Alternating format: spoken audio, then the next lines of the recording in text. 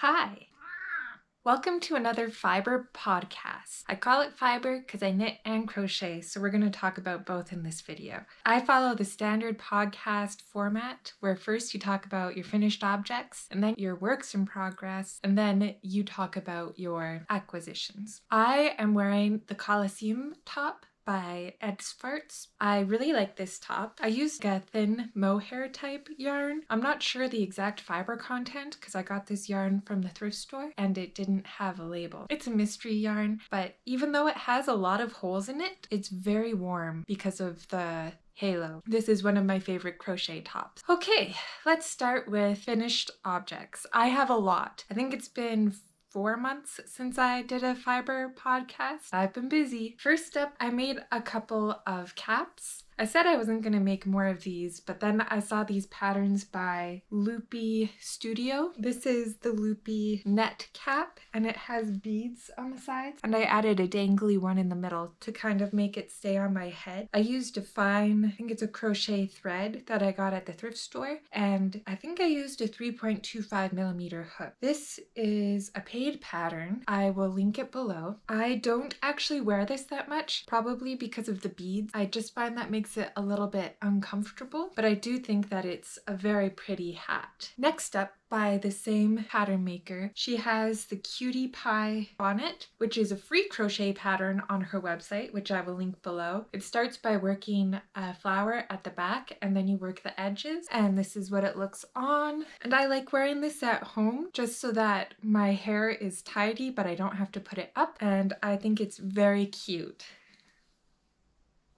I used Hobbii 84 cotton in the color black. This is a scrap project for me. I used a 3.25 millimeter hook, and I highly recommend this pattern. It worked up really fast and it's really cute. Next up, my filet crochet tops. I made 2 using the pattern by Margot Made It. She has this pattern where she has a whole lot of different filet crochet mesh patterns. I made this blue one, but she has 4 different options in this pattern. You can do this one, which is the checkerboard, or you can do hearts, or she also has one that's a flower in the center. This blue one, I made 2 pattern, except for I didn't do the side ties. In the pattern, she has it kind of corseting down the sides, and you have to tie yourself in every time. And there's also ties over the shoulders to put it on. Instead, I did kind of like a rib stitch in the side here. It's a little bit stretchy, and then I can just pull it on over my head and wear it like a vest, and it's much easier to wear than having to do up those ties every single time. For the top, I just did a half double crochet strap. It's not very long. And I like this top. Yeah, I like wearing it. I just think it's very cropped, and I think that's mainly because I didn't do the straps long enough. So for my second iteration, which is this heart one, I did the straps longer, and I really like this one. And I only did the heart pattern on the front. On the back, I just did the 4th option, which is just plain filet crochet with open work boxes, and that works out well for me. You'll notice in this video I've been making a lot of red things, and typically I don't wear red, I wear a lot of blue, but red is the color of solidarity for our union, and we're just about to go on strike, so I need a lot of red garments for that. This definitely isn't in order, so I'm just going to talk about them as I grab them. I made this little poppy for Remembrance Day. I used a free pattern that I found online to make the poppy part. The first pattern that I used, I didn't actually use that flower because I didn't like how bulky it was, so I kind of modified that pattern, but I'll still link it below. And then I did some embroidery in the center. I did green in the center, and then black around that to kind of mimic the center of a real poppy. And then I sewed some felt to the back and a safety pin on that. And now I have a poppy that I can reuse every single year, and it's not made out of plastic, it's just made out of some of my scrap yarns, and the safety pin won't stab me. Sustainable and more comfortable. I love it. Next up, I went on a trip for work and I wanted to bring some projects that I could do while I was in meetings, so I made my sisters some bonnets. It's cold here in Alberta. You need a hat, but personally I don't like wearing hats because it messes up my hair, and I don't like put my hair up ever. It's just down, especially since it's rather short. I like wearing bonnets because I can put that on, but it doesn't mess up my hair too much when I take it off, and it doesn't get too staticky. So I have one that I made for myself last year that's red, and this year I asked my sisters if they wanted some because they've been struggling with their hats. So this is the Marzana bonnet by Rat and Sea Witch, who's one of my favorite pattern designers. She makes the most adorable little pouches like the Ribka pouch and the Mazalka pouch. This is the Marzana bonnet and it's really cute, I think. This one I modified from the original pattern because instead of doing I-cord along the edges, I added scallops, and I think that that's just adorable. I add scallops to everything. I got this yarn at the thrift store. It is a sock yarn. I held the yarn double. This is what it looks like in the ball, and then this is a different color, but it's Red Heart, Heart and Soul. It's a 75% wool, 25% nylon blend. Is that correct? 73% wool, 27% nylon. So it's very comfortable to wear and very warm. Then I made a bonnet for my other sister using the same pattern, and this time I modified it just by adding a crochet edge instead of the I-cord, but I still did I-cord for the ties. That's what this one looks like on. It's very old lady chic, but I think it's adorable. This yarn I got at the thrift store also, and I'm pretty sure it's 100% wool. I did a burn test on it and it turned into powder, so I'm pretty sure it's wool. I held this with another yarn that I got at the thrift store. That's the one that has the halo here, and it's very, very soft and luxurious. I think it's like an Angora or something. I've never felt a yarn like that before, and it really gives a nice dimension to the fabric. So I've made that bonnet 3 times. It's very simple and it's perfect for knitting during a meeting. It is knit back and forth, so you have to be comfortable with purling, but I really enjoyed making those bonnets. Let's move into the next red item for strike. I wanted to try Atelier Castin's patterns because I really like their cognac sweater pattern. I want to see if I like their pattern writing style, and they have a free pattern for these gloves. The Brussels mittens. They're like a scrap busting mitt. They're double layered and they're knit in the round from one end to the other. So you have a thumb on each end and then you tuck the one end into the other end and do a Kitchener stitch along the top to connect the 2 edges together and around the thumb too. These are very warm because they're double layered. This is a DK weight yarn. It's knit on 3.5mm needles. I used a short 9 circular needle from Jiaogu. I love those needles, the short 9-inch ones. This is a yarn I got at the thrift store. It's a DK weight wool blend. I think it's 75% acrylic and 25% wool. So they're very warm. They're a little bit itchy, but these are going to be perfect for going on strike because I'm a strike captain. I need to be able to sign everybody in and out of the picket line, so I'll need use of my fingers. This will help me be able to do that. I did unfortunately run out of yarn right when I was joining at the Kitchener stitch here, and I couldn't tuck these ends in because the yarn kept breaking. I have a visible knot right there. Not much I can do about that. But I love these, and the way that the pattern's constructed, you could have a different color on the inside to use up more of your scraps, but I chose to do it all in one color. The next red item, and the last red item, I made this shawl, which is, it's the Fundamental Shawl by Knitty Melissa.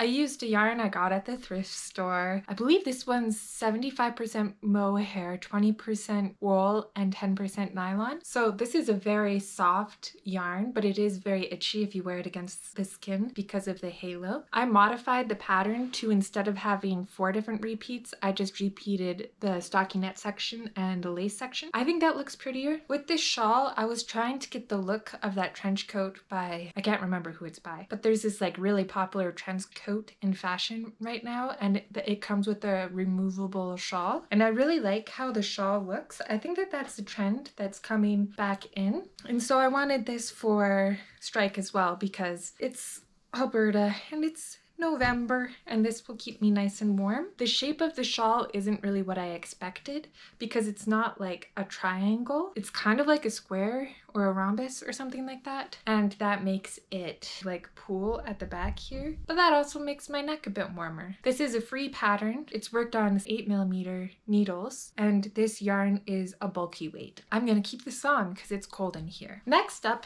I finally finished my Cora vest, which is a pattern by Kukuchuru Crochet. It's a lace vest. It's made by working individual flowers and then attaching them as you go. I modified this pattern to have a button placket, and I kind of hate how it looks. I don't think that it's like the vest itself. I think it's the button placket that I don't like. So I'm considering changing the buttons, and I think that'll make me like it better. I made this out of Hobbii 8-4 cotton. It's very soft and drapey. I used a 3.25mm hook, and this was very fun to make. And actually, it inspired me to get more Kukuru Crochet patterns. I'm on her mailing list, so I get notified whenever she has a sale. She just had a subscriber sale and you got 30% off, so I bought a bunch of her patterns, 3 patterns, which I will talk about in the last section of this video. My last finished object is the Ally sweater by Fable Knitwear. I made this for my Halloween costume, and I've been wearing it to work pretty regularly as well. I like how this sweater looks. It's very comfortable to wear because I made it with Hobbii Twister, which is a cotton acrylic blend, and Hobbii Alpaca Blaze, which is an alpaca blend. They're both with some sort of plastic in them, but it's still a very comfortable, breathable material in the end, and it's very affordable. I do have an issue with this sweater, and that is, I think I've mentioned previously, it's too short for me. It does make me hesitate to wear it with certain pants that I have because it's so short. It doesn't even reach the waistband of my trousers. It just occurred to me that I have a lot of leftover yarn, so this is my last finished object, I suppose, because it's gonna go back on the needles. I'm gonna pick up along the hem and work another 5 centimeters of ribbing so that it reaches my trousers, and then I'll be more happy with it. That is the sweater, the project, that made me realize that I hate bottom-up construction because you can't try it on accurately while you are working it. In future, I see that a pattern is worked from bottom up, I'm not gonna get it. We will now move into works in progress. My longest term work in progress is the Ranunculus sweater by Midoriya House. I'm making it out of yarn that I unraveled from a sweater I got at the thrift store. It's an alpaca blend, and it's a really nice sky blue color, as you can see. I have just started the body, 3 inches done the body, and I just need to finish the body and then do the sleeves. I'm done the lace part, and yeah, this is going pretty well, but I keep putting it aside because I had just made the Caspar blouse using the same yarn, and so this yarn is a little bit boring to me right now, sadly. It's just not sparking joy. I do want to finish it eventually because I find these 4 strands held together is very squishy and comfortable. This is worked on 6mm needles, and I'm making the smallest size. That's all I have to say about that. Next up, I have the Snuggle Socks by Along Avec Anna. I got this yarn on Facebook Marketplace. I forget the brand, but it's a really nice blue yarn, and it has green streaks through it. I don't know if you can tell because my camera isn't really good at picking up that type of thing. I did the fold over bit wrong, so I haven't... Did I do it wrong? So you're supposed to go like that. Oh, I didn't do it wrong. Or did I? Was that supposed to be on the inside? Yeah, I did the fold over bit wrong. So I think I'm gonna rip back to where I folded over and just not do the fold over because I keep getting an ad for these socks on Facebook that are very similar to these, but they don't have the fold over bit, and they look like they stay up fine without that. So I'm just gonna not do that. And then the socks will work up faster too. I gotta unravel this a bit, so I haven't touched it in a while. Again, I'm using the 9-inch Chiaogu needles. These are 4mm though, and this is a DK weight yarn. So these socks will work up really fast. I think I'm making a rule for myself. I will only make DK weight and higher socks. I don't have the patience for anything smaller than that. My next work in progress is the I'll Pencil You In cardigan by Just the Worsted. It's a crochet cardigan worked side to side, and it's kind of like a knit-like thing. I've finished one panel. This is the front right panel, and this yarn isn't like a color that I would typically gravitate towards. I got this pink yarn at the thrift store and I couldn't not buy it because it's 100% wool. Because it's 100% wool, that means that I can dye it if I'm unhappy with the finished object. This yarn, or this pattern, calls for worsted weight yarn, so I'm holding this crochet cotton, which is quite thin, with Hobbii 8/4 cotton in this silver color. I had this because I wanted to knit a t-shirt out of it, but I think that having this 100% natural material cardigan will be much nicer. This may look like I'm going to run into the same problem because it seems really cropped, but I did actually block my swatch. Well, first, I made a swatch, and second, I blocked it. Here it is. And it stretched 20% this way and 10% this way. My size is the medium. That's the finished object size that I want. But because it grew 20% this way, I'm doing 2 sizes smaller. So I'm doing extra small for the stitch counts. And then it grew 10% this way. I'm doing the small, no wait, it wasn't 10%, it was 5% that it grew this way. And so I'm doing the medium count for rows, but I'm doing the extra small for stitches because it grew 20%. This will grow 20% once it is blocked. This will be a really nice sturdy type cardigan jacket. I really like the fit of it. I think it's very vintage inspired and it has a flattering fit. I don't love the color. It's like pink and gray put together, right? Because it's an 100% cotton material, I can dye it. Also because it's 100% natural material, it'll be very comfortable to wear because it'll be very breathable. I hope that my sister-in-law doesn't watch my channel. I don't think she does. She doesn't go on the internet.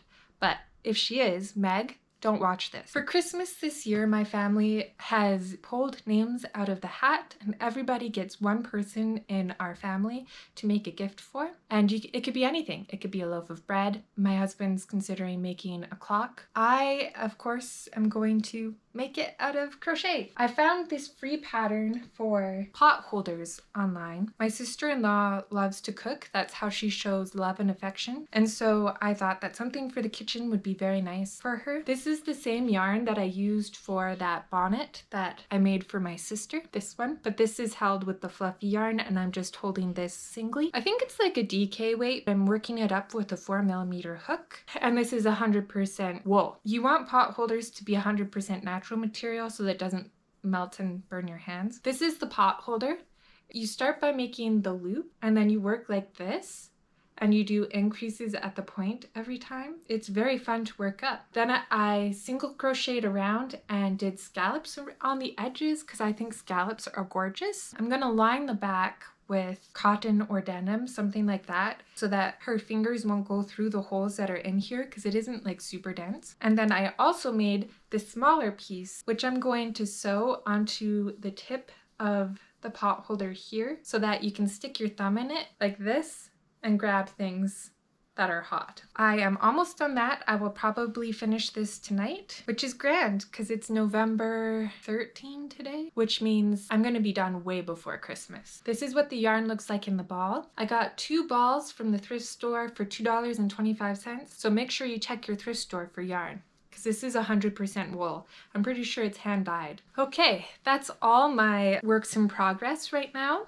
So I guess we will talk about future plans and acquisitions. We'll talk about acquisitions first. In Kukuru's, I really don't know how to say that, crochet pattern sale, I got 3 patterns. I got the Valerie headscarf, which I'm going to use to make a shawl out of some lace weight mohair that I'm getting in the mail. I got this lace weight cotton wool blend that's white with rainbow specks in it, mostly blue and pink. So I think that'll make a really lovely shawl with this flower pattern from the Valerie headscarf. And since this is a made to measure pattern, I'm pretty sure that I can just keep working it bigger and bigger until it's a shawl. As I said, I've been really enjoying the shawl aesthetic lately, so I'm excited about that. I also bought the holly bonnet and scarf pattern. I really like bonnets, I guess. I make them all the time. They're one of my favorite things to make, and I wear them too, so that's great.